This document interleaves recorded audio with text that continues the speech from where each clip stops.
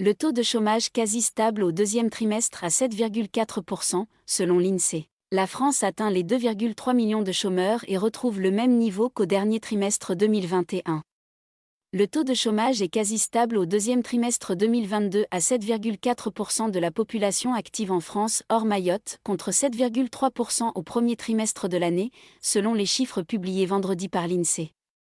Au deuxième trimestre, le nombre de chômeurs au sens du Bureau international du travail (BIT) atteint 2,3 millions de personnes, soit 29 000 de plus sur le trimestre, et retrouve le même niveau qu'au dernier trimestre de l'année 2021.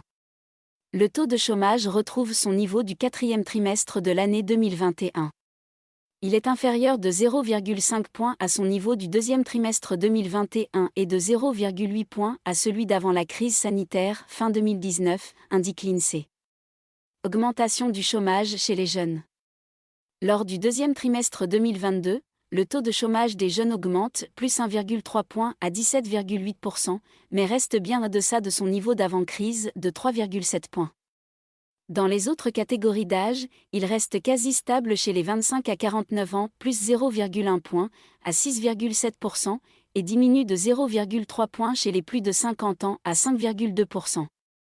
Concernant l'indicateur du halo sur le chômage, soit les personnes désirant retourner sur le marché de l'emploi mais qui ne sont pas considérées comme chômeuses par le BIT, chercher effectivement un emploi et être disponibles pour en prendre un, il augmente faiblement lors du trimestre à 1,9 million de personnes, plus 0,1 point à 4,5%. Le taux de chômage de longue durée, au moins un an, est en très légère baisse, à 2,1% de la population active, 0,1 point, et demeure inférieur de 0,3 points par rapport à son niveau d'il y a un an. Quant à la part du sous-emploi, les personnes au chômage partiel ou à temps partiel et souhaitant travailler plus, elle diminue de 0,1 point sur le trimestre, soit 4,6 millions de personnes. C'est ainsi le plus bas niveau de sous-emploi depuis 1992.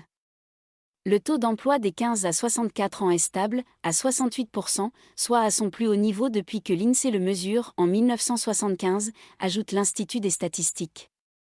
Par rapport au trimestre précédent, le taux a augmenté de 1 point. Par classe d'âge, ce taux augmente de 0,3 points pour les jeunes à 34,9%, plus haut niveau depuis 1990, il baisse de 0,2 points à 82,3% pour les 25 à 49 ans et augmente de 0,5 points à 66% pour les 50 à 64 ans, excédant ainsi son plus haut niveau historique du trimestre précédent.